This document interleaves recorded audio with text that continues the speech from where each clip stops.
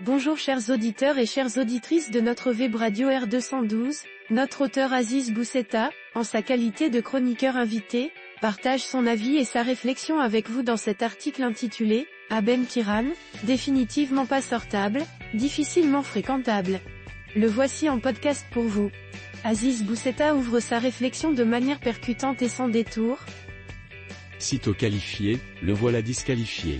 L'ancien chef du gouvernement a été triomphalement réélu la semaine dernière au secrétariat général du PJD, et quelques jours seulement après, le 1er mai, le voilà qui se répand en injures vulgaires, grossières, ordurières, contre ceux qui ne sont pas de son avis.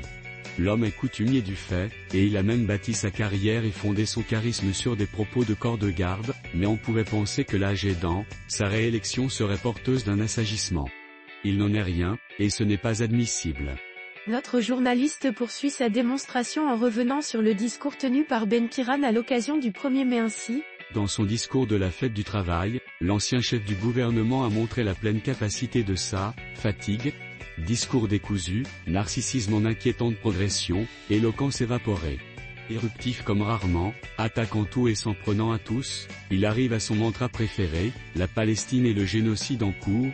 Cette marotte qu'il sait remuer les foules.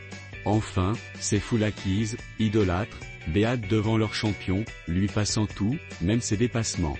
Le chroniqueur invité enrichit son propos en rapportant les termes exacts utilisés par Ben Kiran, soulignant leur violence. Qu'a-t-il dit, feignant une colère à la Joe Dalton et dans une vulgarité qui force le respect? Au Maroc, il y avait unanimité autour de la question palestinienne, et personne ne se permettait de se prononcer contre l'opinion générale. Aujourd'hui, nous avons des microbes, en politique, dans les médias, dans certaines institutions publiques ou pas.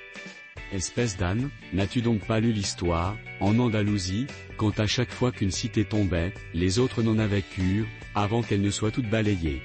Oui, tu es un âne, sachant que même les ânes doivent être furieux que je les compare à toi. Voilà comment s'exprime un ancien chef du gouvernement du Maroc à l'adresse d'autres Marocains qui ne pensent pas comme il le voudrait, comme à ses yeux il le devrait. Dans la noble assemblée qui l'entourait, certains souriaient bêtement, faisant la claque à chaque outrance, les autres étaient effarés de la violence sémantique et culturelle du mot âne dans notre société. Aziz Boussetta développe son analyse en montrant comment Ben Kiran cible ses adversaires avec virulence. Il insulte le patron de presse et entrepreneur Mohamed Charaï pour ses positions connues sur Israël, puis il généralise en passant au pluriel et en intégrant dans sa diatribe et son hystérie toutes celles et tous ceux qui clament Gaza avant Gaza. Mais en réalité, que disent ces gens? Ils proclament leur loyauté à leur pays, d'abord, puis leur solidarité avec les Palestiniens. Et puis, avant tout, au-dessus de tout, ils expriment leur opinion, en toute simplicité. Mais cela ne sied pas à M. Ben Kiran qui se voit pousser des ailes. L'auteur insiste sur un point essentiel, la primauté de l'intérêt national marocain.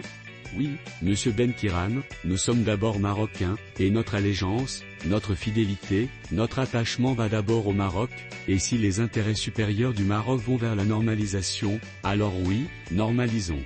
Normalisons et faisons la part des choses, comme le fait le roi et comme le décline notre diplomatie sur le terrain, on normalise avec un État dont 10% de la population sont d'origine marocaine, mais on condamne les agissements de son gouvernement actuel, qui abrite tant de tueurs, dont son chef.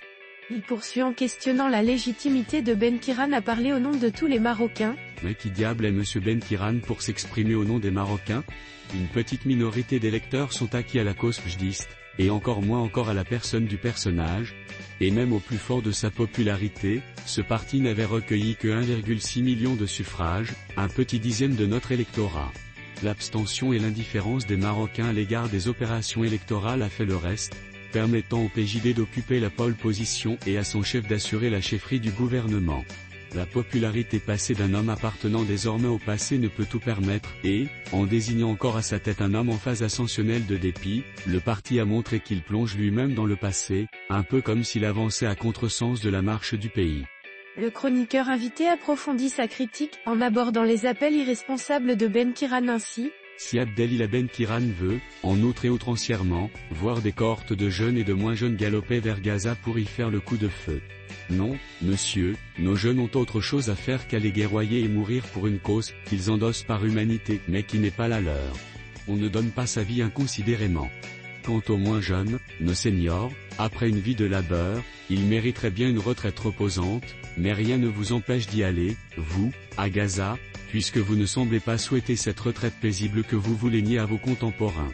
Allez-y, si Abdel est là, peut-être qu'avec votre charisme et votre foi qui déplace les montagnes, vous ramèneriez les Netanyahou, Ben Gvir et autres Smotrich à de meilleurs sentiments humains, peut-être aussi que sans même vous battre, à l'instar de Jésus, vous feriez œuvre pie en multipliant le peu de pain et de poissons disponibles à Gaza, mais laissez les jeunes faire leur vie sérieusement et les vieux finir la leur sereinement. Aziz Bousseta élargit la réflexion à l'identité marocaine et au bon sens collectif de cette manière. Les Marocains ne sont pas plus palestiniens qu'israéliens, ils sont Marocains, tout simplement. Ne versons pas dans l'émotivité excessive, dans un sentimentalisme improductif et cultivons notre jardin. Et notre jardin, n'en déplaise encore une fois à Monsieur Benkiran, c'est le Maroc, non la Houma, et si on devait absolument élargir, alors nous sommes Africains bien plus koumistes. Monsieur Benkiran veut mourir pour la Palestine, alors qu'il le fasse. Mais encourager des jeunes à aller se sacrifier, alors il s'exclut de cette société, il n'est plus des nôtres. Le chroniqueur invité interroge la cohérence du discours de Benkiran à travers un constat d'omission en ces termes. Si Monsieur Benkiran prend tellement à cœur cette Oumma, pourquoi ne dit-il rien sur les massacres de musulmans en Birmanie, sur le sort des musulmans relégués au statut de citoyens de seconde zone dans l'Inde de Modi, sur leurs difficultés dans une Europe de plus en plus islamo-sceptique, pour ne pas dire islamophobe? Enfin, Aziz Bousseta conclut son article sur une mise en garde ferme et un appel au discernement ainsi. Dans un précédent billet, nous disions que cet homme doit être respecté pour ses fonctions passées, qu'il ne doit être ni insulté, ni rabaissé, mais cela va dans les deux sens. S'il descend dans l'arène de la bassesse, de la grossièreté, de l'outrance, alors il ne faudra pas s'étonner qu'il y rencontre des gens qui l'accableront bien mieux qu'il ne le fait à leur rencontre, et il en sera entièrement responsable, partant de cette maxime. Entre un chef de gouvernement qui veut rééduquer les Marocains et un autre, qui les insulte en les qualifiant de microbes et d'ânes, notre pays mérite mieux, et il ira certainement mieux si les électeurs vont effectivement voter le moment venu. Chers auditeurs de la web radio R212, merci d'avoir été à l'écoute de ce podcast, et de partager avec nous ce moment d'échange et de découverte. Votre présence et votre fidélité sont notre plus belle récompense. On se dit à très bientôt, si vous le voulez bien. Avec toute notre gratitude, l'équipe de R212,